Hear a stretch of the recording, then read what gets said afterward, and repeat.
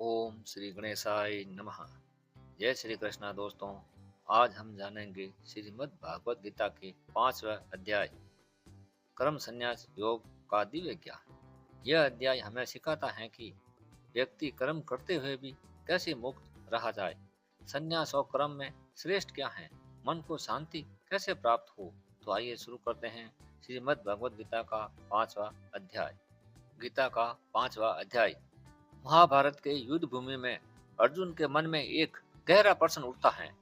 वे भगवान श्री कृष्ण से पूछते हैं, हे केशव, कभी आप कर्म त्याग की प्रशंसा करते हैं और कभी कर्म योग की। कृपया स्पष्ट बताइए, दोनों में श्रेष्ठ कौन सा है।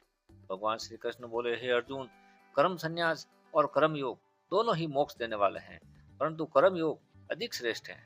भगवान श्री कृष्ण बोले, हे अर्जुन, संन्यास का अर्थ कर्म छोड़ देना नहीं है। सच्चा संन्यास कर्म के फल की इच्छा को त्याग देना है।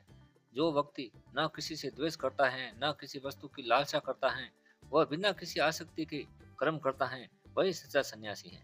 और जो मनुष्य संसार में रहकर भी अपने कर्तव्यों को ईश्वर को अर्पित कर देता है, वही सच्चा योगी है।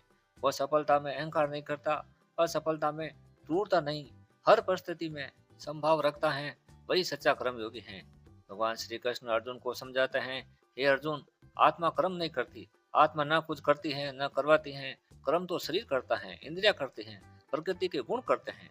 जो यह जान लेता है वह पाप और पुण्य से ऊपर उठ जाता है।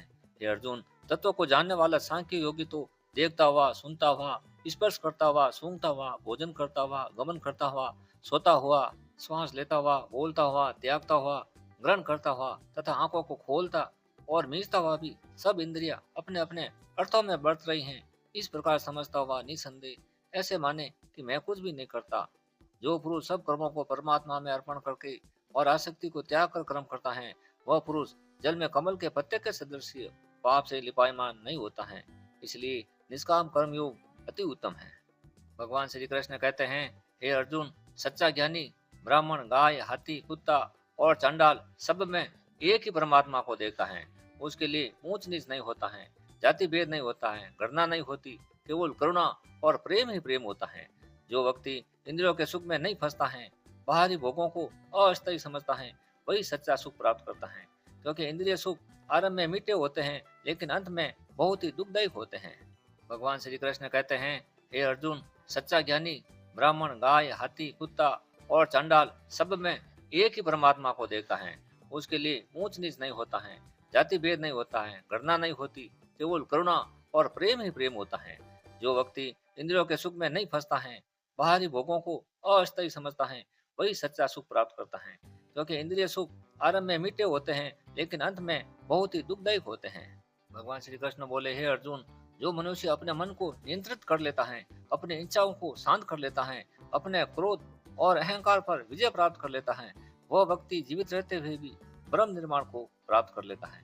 जो व्यक्ति बाहर के विषय भोगों को न चिंतन करते हुए वेदों की दृष्टि को भ्रकुटी के बीच में स्थित करके और नासिका से विचरने वाले प्राण और अपान वायु को सम करके इंद्रिया को जीत लेता है, ऐसा मोक्ष प्राण मुनि इच्छा, भय और क्रोध से रहित होता है। वह सदा पाप दोष से मुक्ति होता है। भगवान श्री कृष्ण बोले, हे अर्जुन, मैं सभी युगों का भोक्ता हूँ, समस्त लोगों का स्वामी हूँ और समस्त जीवों का परम मित्र भी हूँ।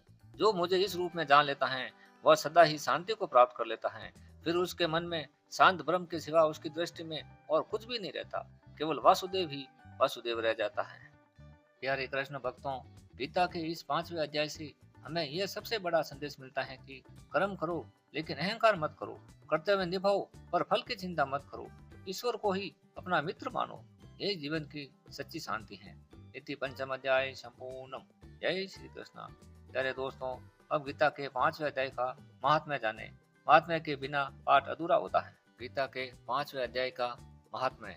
जो व्यक्ति शांत, ममता रहित, किसी से द्वेष न रखने वाला यदि प्रतिदिन नित्य गीता के 5वें अध्याय का पाठ करता है, तो वह सनातन ब्रह्म का ज्ञान प्राप्त कर लेता है। उस पुण्य के प्रभाव से वह व्यक्ति मुक्त होकर मोक्ष की प्राप्ति कर लेता है। उस व्यक्ति के स्पर्श मात्र से भी दूसरे जीव मोक्ष प्राप्ति के हकदार हो जाते हैं। मेरे प्यारे दोस्तों, कृष्ण भक्तों, गीता के 5वें अध्याय का यह ज्ञान आपको अच्छा लगा हो तो वीडियो को लाइक करें और गीता के इस अमृत को दूसरों तक पहुंचाने के लिए शेयर जरूर करें तथा मेरे चैनल को सब्सक्राइब करना नहीं भूलें ताकि अगले अध्याय के पाठ का नोटिफिकेशन आपको मिलता रहे। जय श्री कृष्ण।